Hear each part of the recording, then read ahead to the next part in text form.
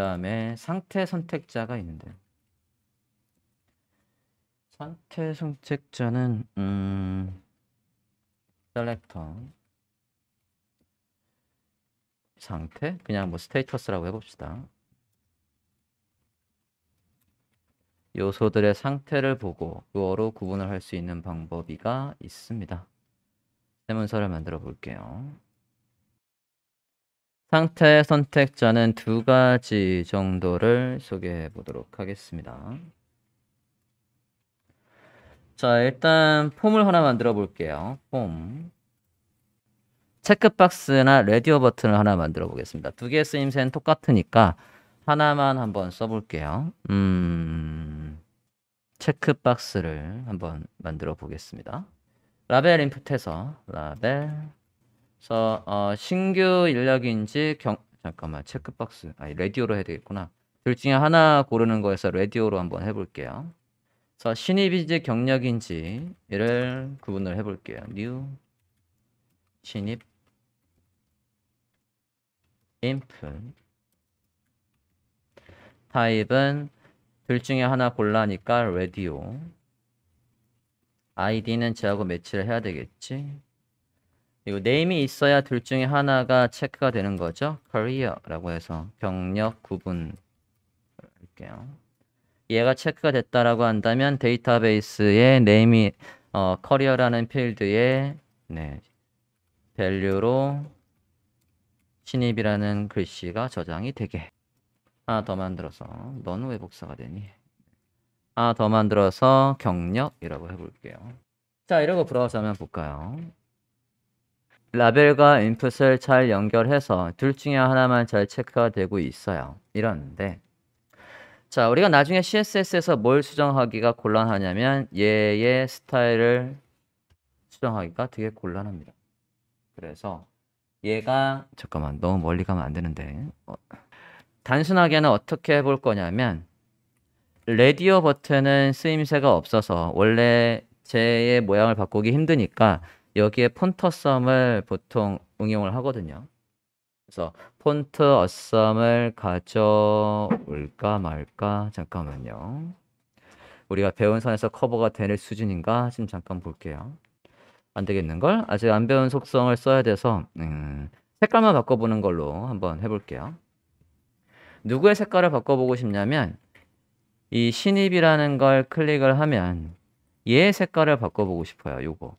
자, 지금 상태에서는 CSS에서 이 신입이라는 라벨의 색깔을 바꿀 방법은 없습니다.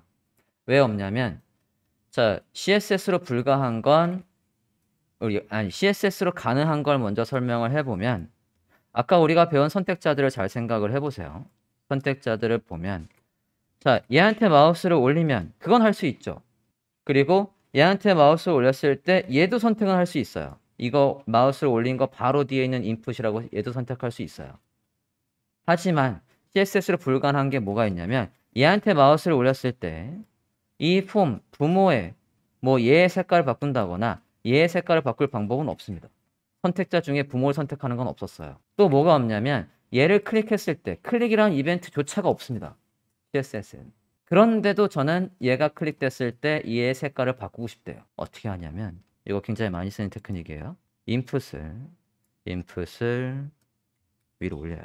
얘도 위로 올립니다. 순서를 바꿔요. 그러면 라디오 버튼이 앞에 있는 거 아니냐? 네, 맞아요. 나중에는 이 녀석의 모양을 우리가 바꿀 수 없기 때문에 얘 안 써요. 얘 화면에 안 나오게 하고 이 뒤에다가 예쁜 라디오 버튼을 다시 만들어요. 거기까지는 너무 멀리 가기 때문에 지금은 뭐만 할 거냐면 이걸 클릭하면 얘의 색깔을 바꿀 방법이 이제 있습니다. 뭐냐면 우리가 라벨과 인풋으로 해주면 얘를 클릭하면 내부적으로 누가 체크가 되냐면 얘가 체크가 돼요. 그죠? 우리가 지금 이 라벨을 클릭하면 누가 체크가 됩니까? 얘가 체크가 된 거거든요. 체크가 됐다. CSS의 상태 선택자 중에서 이게 지금 누구죠? 인풋이잖아요. 스타일 써볼게요. 스타일 해서 인풋에 체크가 되면이라고 해서 체크가 있어요. 이게 상태 선택자예요. 그게 라디오 버튼이든 그게 체크박스든 사용자가 라벨을 클릭해서 연결되어 있는 저 인풋이 체크가 되면 우린 얘의 스타일을 바꿀 수도 없고 얘 바꿀 생각이 없어요. 누굴 바꿀 거냐면 그 뒤에 따라오는 누구? 얘를 바꾸겠다는 거. 뒤에 따라오는 형제 선택자가 플러스였었으니까 바로 뒤에 따라오는 저 라벨의 색깔을 블루로 이렇게 하면 얘가 클릭하면 지금 밑줄도 나오게 할까? 글씨 장식 언더라인 해서 하면 클릭을 하면 밑줄도 나오고 이렇게 해서 CSS에서는 불가능한 클릭했을 때 누군가의 스타일을 바꾸지는 못하지만 이런 식으로 순서를 바꿔서 하면 얘가 인풋이 체크됐을 때 이 뒤에 라벨의 스타일을 얼마든지 바꿀 수 있고 추후에는 이 인풋은 화면에 안 보이게 하고 뒤에 라벨 뒤에다가 예쁜 모양의 체크든 라디오 버튼이든 폰터스을 이용해서 예쁘게 나오게 할 수 있어요. 그건 뒤에 가서 하는 얘기고 요 녀석이 체크됐을 때 바로 뒤에 따라오는 얘라고 해서 이렇게 형제 요소 선택자랑 같이 쓰는 게 일반적입니다. 자, 이 방법이 있고 상태 선택자 중에 또 뭐가 있냐면 자, 우리가 내부에 내용이 많을 때 뭐 한다라고 했죠? 링크를 만들어서 내부에서 쉽게 이동할 수 있게끔 만들었었잖아요. 그죠? 그것도 한번 볼게요. 내용의 구분선 하나 넣고 내용을 만들어 봅시다. 링크 하나만 만들어 볼게요. A 태그 해서 로케이션 A 태그 안에다가 샵 해서 로케이션이라고 써볼게요. 자, 이렇게 하면 이게 무슨 뜻이었냐면 이 페이지 안에서 ID 로케이션 위치로 한 방에 짠 이동하는 거죠. 그죠? 한 방에 짱 이동하도록 내용을 만들어 보도록 하죠. 더미 텍스트 좀 만들어 볼게요. 로렘에서 더미 텍스트를 무지하게 많이 만들어 봅시다. 다다다다다다다다다 해서 한 10개 정도 만들었어요. 그 뒤에 맨 뒤에다가 제목을 하나 달고 로케이션이라고 해볼게요. 자, 저 위에 만들었던 로케이션을 눌렀을 때 저 아래에 있는 제목 로케이션 위치로 가야 한답니다. 그러면 저 H2에다가 뭐 써줘야 된다? ID. 오케이. ID 로케이션 있나요? 자, 이거 지금 화면이 넓으면 밑에 이미 보일 수도 있어요. 그러니까 저처럼 조금 좁혀서 보고 있습니다. 저는 스크롤이 좀 생기는 상황을 만들려고요. 여기까지 됐습니까? 자, 이 상태에서 우리가 앞서 위에서 만들었던 이 로케이션을 누르면 어떻게 돼요? 띵 해서 그 위치로 가죠. 자, 이럴 때 얘가 뭘 받냐면 얘 상태가 바뀌어요. 누구한테? 저 링크한테 얘가 지목을 받은 거거든요. 그러면 이 녀석 ID 로케이션에 위에 스타일 좀 써볼게요. ID니까 샵하고 로케이션에 얘한테 뭐를 받으면 타겟을 받으면 타겟이 있어요. 이 녀석이 링크와 아이디로 연결해서 지목이 되면 그러면 또 백그라운드를 바꿔보죠. 백그라운드 컬러 실버 이렇게 이게 대표적인 상태 선택자입니다. 팩트, 타겟 이거 말고도 사실 disabled라는 것도 있고 그러니까 막아놓은 거 그러니까 사용자가 선택하지 못하게 버튼이나 그런 것들을 막아놓은 것도 우리가 CSS를 잡을 수 있어요. 그거는 저 뒤에 스크립트 가서 배울 때 써먹어 보도록 하겠습니다. 자, 얘 잠깐 다시 한번 볼게요. 지금 주소 표시줄에 보면요. 주소 표시줄 끝부분을 보시면 지금 샵하고 로케이션 이게 그 위치로 갔다는 뜻이에요. 여기 링크가 먹었다는 뜻입니다. 이걸 다시 지우고 얘를 뒤에 샵하고 로케이션을 지우고 다시 새로 고침 해보면 자, 지금 상태에선 저 밑에 로케이션 가보면 배경이 없죠. 맞습니까? 그러다가 우리가 뭐 하면 위로 올라가서 얘를 띵 클릭하면 이 녀석의 타겟을 받아서 이렇게 바뀌는 거예요. 이렇게 할 수도 있고 디세이블도 소개를 해보겠습니다. 자, 폼에 전송 버튼을 만드는데 사용자가 입력을 하지 않았을 때 사용자가 폼을 다 완성하지 않았을 때는 전송조차 못하게 하고 싶어요. 전송 버튼이 안 눌리게 해야 된다. 다 작성해야지만 전송 버튼이 띵 해서 클릭할 수 있게끔 만들고 싶어요. 그러면 버튼 이렇게 해볼게요. 지금 이렇게 하면 이 버튼은 아이고 글씨 안 썼네. 전송 이렇게 하면 얘가 클릭하면 전송이 된단 말이에요. 이게 지금 화면이 바뀌고 있지 않습니까? 띵 해서. 이게 아니라 얘가 클릭조차 못하게. 그거를 어떻게 할 수 있냐면 여기에 disabled라고 해볼게요. disabled라고 하면 얘가 이 녀석 버튼 자체의 기능이 없어집니다. 클릭 못해요. 저거의 스타일을 바꾸고 싶은 거예요. 그럴 때 버튼에 disableded 이렇게 선택해서 제 속성을 바꿀 수가 있어요. 컬러를 뭐로 바꿀까? 컬러를 레드로 바꿔봤어요. 네. 이렇게 비활성화되어 있는 거 이것도 상태 선택자 중에 하나입니다. 그래서 나중에 이제 여러분 폼이 있으면 우리가 이제 저런 거 다 배울 거거든요. 다 배우면 작성을 완료해야지만 필수 입력을 완료해야지만 버튼이 띵 살게 하면 고급지죠. 부정 선택자. 자, 부정 선택자는 뭐 그닥 큰 내용은 없지만 그래도 얘를 모르면 조금 비효율적으로 짤 수 있는 걸 얘를 알면 아주 신박하게 빠르게 작업을 할 수가 있습니다.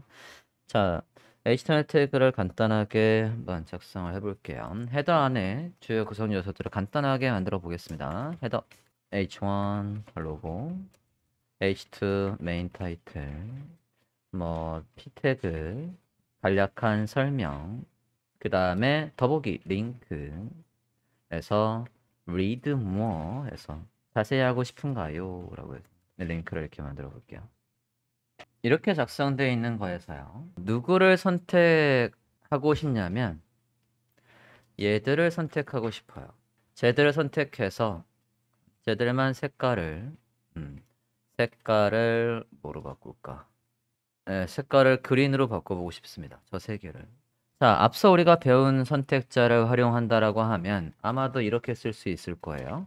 스타일. 헤더 안에 누구? h2 헤더 안에 p 헤더 안에 a 해서 이렇게 그룹 선택자를 이용해서 컬러를 green으로 할 수 있을 겁니다. 일단 작성을 해봐 주세요. 자, 이렇게 할 수도 있지만 지금 이렇게 선택자 쓴 거의 가장 큰 맹점은 만약에 여기 안에 이 안에 다른 내용이 들어오고 또 다른 뭐 리스트도 들어오고 그것들도 똑같이 그린으로 나오게 하겠다라고 한다면 여기다가 또 추가해야 돼요. 그게 아니라 누굴 제외하고 H1을 제외하고 나머지라고 하면 훨씬 더 빠르게 선택을 할 수 있을 것 같아요. 얘들을 선택할 게 아니라 얘의 반대라고 선택하면 되잖아요. H1의 반대. 그렇게 한번 써볼게요. 주석 처리하고 H 헤더 안에 H1의 반대라고 해서 잠깐만 저 H1 뭡니까? 제일 위에 부정 선택자 제목까지도 바뀔 것 같은 불길한 예감인데 한번 써보고요. 헤더 안에 H1 그러니까 헤더 안에 이러면 되겠구나. 모든 요소에서 not 누구 빼고 H1 빼고 컬러 green 해보겠습니다. 오케이 작동하네요. 이걸 선택 안 했구나. 이거 설명 안 했네요. 자, 요게 모든 선택자입니다. 아스테리크는 이 안에 모든 태그. 지금 제가 공백을 썼죠. 공백을 썼다라는 얘기는 헤더 안에 자식 요소 모두를 선택한 거고 여기까지만 보면 여기까지만 선택자를 해석하면 얘들을 다 선택한 겁니다. 그런데 그 중에 뭐는 아니고 not H1, H1 빼고 라고 해서 얘가 선택이 되는 거예요. 네. 선택자 중에 모든 선택자 아스테리크 별표가 있었네요. 자, 이거는 언제도 유용하냐면 밑에 리스트를 하나 만들어 볼게요. UL에 LI에 LI 4개 안에 리스트라고 해볼게요. 리스트 아이템 UL에 LI 4개 안에 이렇게 해보겠습니다. 활성화 해볼게요. 자, 이렇게 리스트를 만들어 줬는데요. 자, 일단은 지금 저 부정 선택자를 쓰지 말고요. 부정 선택자를 쓰지 말고 얘들만 요 세 개만 백그라운드를 실버로 바꿔보겠습니까? 부정 선택자를 쓰지 말고 저 세 개만 백그라운드를 실버로 해봐 주세요. 물론 방법은 되게 여러 가지가 있습니다. 우리가 이제 선택자를 거의 다 배웠거든요. 아무튼 작성을 해보시겠습니까? 자, 접근을 어떻게 할 수 있겠냐면 두 가지 방법이 있다라는 건 일단은 자, 부정 선택자 다시 보면 기본적으로 막내를 구현하는 방법은 이게 가장 많이 쓰이는 방법이었어요. li에다가 이게 지금은 제가 배경을 넣었지만 사실 더 많이 쓰는 건 얘들이 가로배열하고 오른쪽에 여백을 준다 그럴 때 다 여백을 오른쪽으로 20픽셀 주고 너 막내는 만들지 말어. 그래야지 걔가 막내까지 만들면 나중에 레이아웃이 틀어지는 경우가 굉장히 많거든요. 그래서 막내만 골라서 걔한테 마진을 만들지 말어 라고 해서 요렇게가 가장 일반적인 방법이었지만 이거보다 훨씬 더 줄이는 방법은 다시 기억하고 li 중에 not 여기 가로 안에 있는 거 반대 가로 안에 막내가 들어가야 되니까 막내는 콜론하고 last child 이래도 되고 last of type 해도 되고 어쨌든 막내만 고르면 돼요. last child 그래서 걔한테다가 background 실버 해서 똑같이 나오고 있습니다. 자, 이렇게 해서 선택자들을 마무리하겠습니다.